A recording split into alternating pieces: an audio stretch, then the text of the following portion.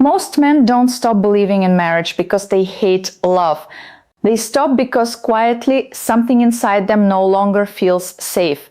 If that sentence made you pause, stay with me, because near the end of this conversation, one overlooked truth will change how you see commitment entirely. And if you find yourself nodding along at any point, a simple like or subscription helps this channel reach men who are also searching for clarity, not noise.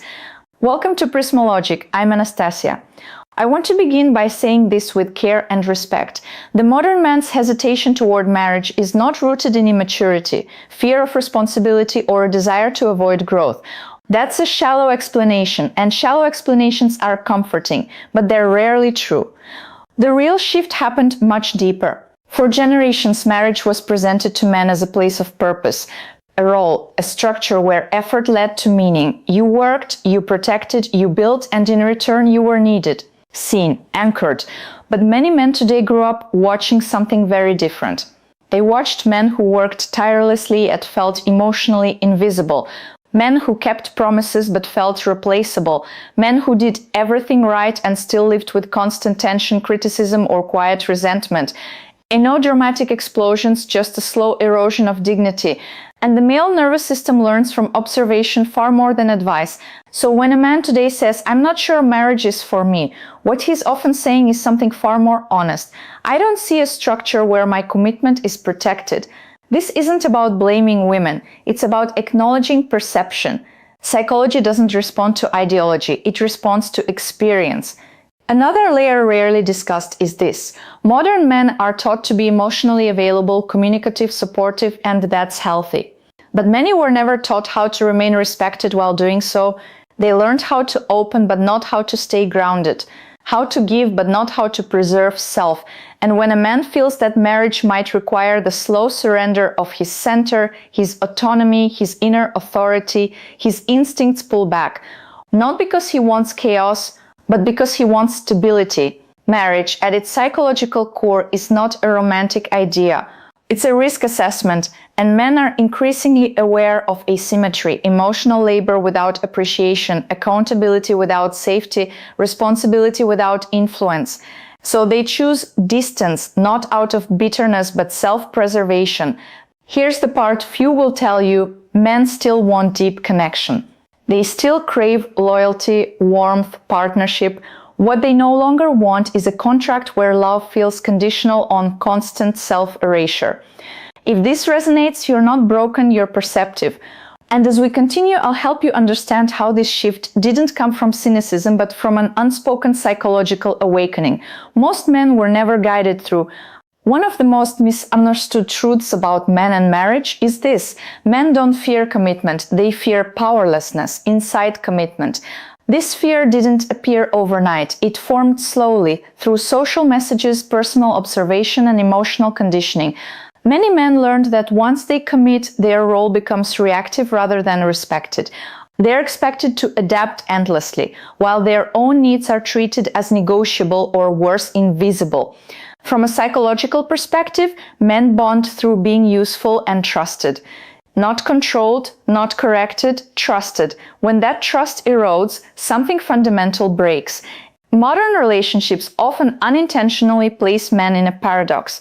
Be emotionally open, but don't burden. Be strong, but not dominant. Be decisive, but always flexible. Be confident, but never threatening. Over time, this creates internal confusion. A man begins to feel that no matter what version of himself he brings, it's slightly wrong. Marriage then stops feeling like partnership and starts feeling like performance. Another quiet factor is how conflict is handled. Many men associate long-term commitment with chronic emotional instability, not because women are unstable, but because conflict is often processed verbally and emotionally, while men process internally and spatially. When there's no room for withdrawal without punishment, silence without accusation, or distance without fear, men experience emotional claustrophobia. They don't leave because they don't care. They pull back because they can't breathe. There's also the issue of identity erosion. Men are often valued early in relationships for ambition, drive, and direction. But once commitment is secured, that same focus is sometimes reframed as absence, selfishness, or emotional neglect. Slowly, a man learns that his growth is tolerated but not celebrated. So he asks himself a dangerous question. If becoming more of who I am creates tension, why would I lock myself into that? This is not about avoiding responsibility.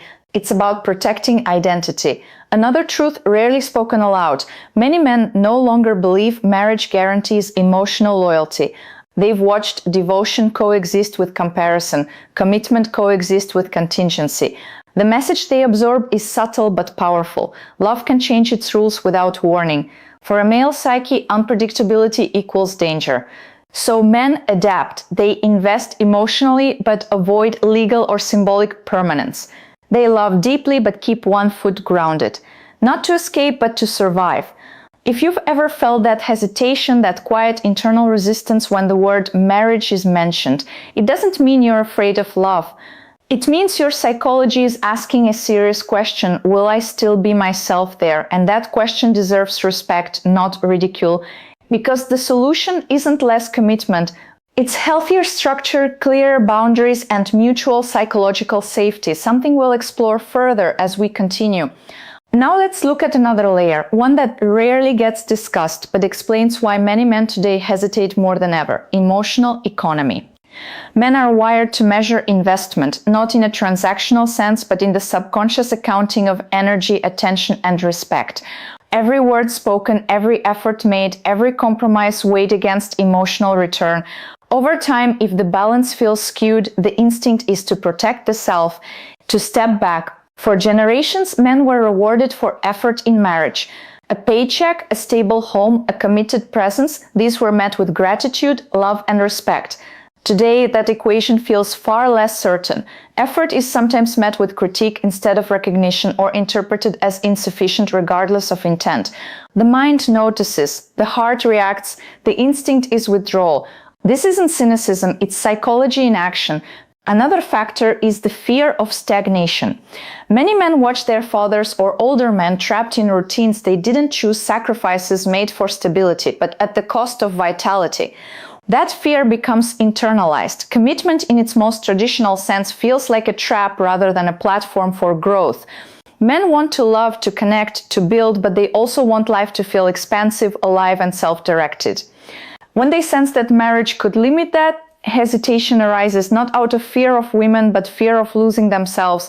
Then there's the influence of modern culture. Social media, instant communication, and constant comparison amplify doubt. Men see narratives of divorce, betrayal, and dissatisfaction, and the brain interprets patterns as caution. Evolutionary instincts don't filter stories, they weigh risk. So even if a man personally believes in commitment, the environment whispers, "Are you sure it's safe?" Finally, we must address emotional transparency. Men are encouraged to be open, vulnerable, and communicative, but without a system that ensures their vulnerability is held with respect, admiration, and understanding, sharing becomes risky. It's no longer just about loving someone, it's about being seen and valued while still being yourself. And if that balance feels impossible, stepping back feels like the only logical choice. Here's the uncomfortable truth many men feel but seldom say aloud. It's not that love is scarce, it's that the conditions for love to thrive feel increasingly rare. Men are not rejecting marriage, they are unconsciously searching for a version of partnership where they can remain whole while giving their all. And when that search feels impossible, hesitation isn't avoidance, it's survival. In the next section, we'll explore what it really takes to create a partnership that makes men want to say yes without losing themselves in the process. So what does it take for a man to truly feel ready for marriage in today's world? The answer lies in a subtle, often overlooked combination: trust, respect, and psychological safety. Trust is more than faith in loyalty. It's the quiet assurance that his feelings, boundaries, and identity will be honored even when conflict arises. Respect is not just admiration, it's recognition that his autonomy, ambitions, and inner life are not obstacles to love, but essential parts of it. And psychological safety means he can be fully himself without fear that openness will be weaponized or devalued. When these three exist together, commitment stops feeling like a cage. It becomes a shared stage for growth. A man can invest, contribute, and protect without the silent dread of losing himself. This is why many men, consciously or unconsciously, hesitate. They have yet to encounter a partnership that balances intimacy with independence, love with dignity. Another important piece is reciprocity in emotional labor. Men today are asked to be present, attentive, and emotionally intelligent, but often the feedback loop is incomplete. When a man invests energy in emotional connection and consistently feels unseen or unheard, the instinct is to withdraw. It's not laziness, it's a protective recalibration of resources. In other words, he's asking, if I give my heart, will it be honored and returned in a way that preserves who I am? This isn't about control. It's about coherence. Men want to feel that love doesn't require self-erasure, that commitment is not a surrender but a choice freely made in a space where both partners thrive. And that choice is only made when the conditions are right. Many men also struggle with fear of regret and wasted years. They see marriages where effort seems endless, but appreciation is inconsistent and personal growth is limited. They internalize those lessons as cautionary tales, shaping the way they view commitment. The result, a slower approach, higher standards, and a need to ensure the relationship is structured around mutual growth rather than obligation. So when a man hesitates, it's not because he doesn't want love. It's because he craves a partnership that aligns with his psychological needs, not just social expectations. He wants depth, loyalty, and trust without losing his essence.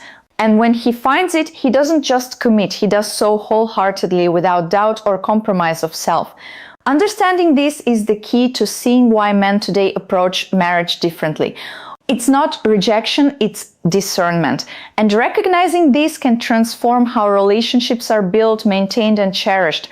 In the final section, we'll uncover a truth about modern commitment that few men are told, yet it explains why so many men hold back and how real connection can make them want to step forward, fully and without fear. Here's the truth few men are ever told and fewer still are encouraged to explore. Men don't reject marriage, they reject a version of it that threatens their identity, autonomy, and emotional safety. For centuries, marriage was framed as a one-way journey. The man gives, protects, and sacrifices, and the world guarantees gratitude in return.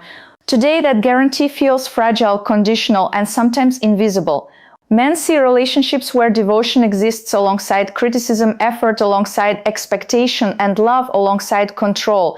Subconsciously, their nervous systems register this as risk, and the human brain, when faced with emotional risk without safety, naturally hesitates. This isn't avoidance, it's survival instinct. It's biology meeting psychology, creating a pause that's often misinterpreted as fear of commitment. But if you look deeper, what men actually crave is partnership that honors both connection and selfhood. A space where vulnerability is safe, effort is acknowledged, and identity is celebrated rather than compromised. Modern men want marriage, but on terms that align with their inner architecture. They want to know that loyalty won't be taken for granted, that respect won't be conditional, and that emotional intimacy won't come at the cost of their essence. They want love that doesn't demand self-erasure, and when those conditions are met, hesitation disappears. Commitment becomes not a trap, but a choice freely embraced with passion, clarity, and purpose. The lesson here is subtle but powerful. Relationships today require more than desire, they require psychological alignment. Mutual understanding of needs, boundaries, and emotional language isn't optional. It's essential. It's essential. Men are not the problem. They are responding to patterns they have observed, to risks their instincts cannot ignore, and to a culture that often confuses duty with devotion. For men who understand this, the path to marriage transforms. It is no longer about obligation or societal expectation. It is about consciously choosing the right partnership where love is both safe and expansive. And for women, the insight is equally valuable: emotional respect, acknowledgement of effort, and allowing men to retain their sense of self creates the conditions where commitment is not resisted but eagerly given. So if you're a man watching this, know this: your hesitation is not a flaw. It's an intelligence, a signal that you value connection, not compromise. And if you are seeking love, understanding this dynamic allows you to navigate relationships with clarity, integrity, and self-respect. Marriage isn't dead, it has simply evolved, and the men who wait, they are waiting for the version of it that truly honors both partners. If this video resonated with you, take a moment to like and subscribe. It helps us share these insights with more men who are quietly asking the same questions.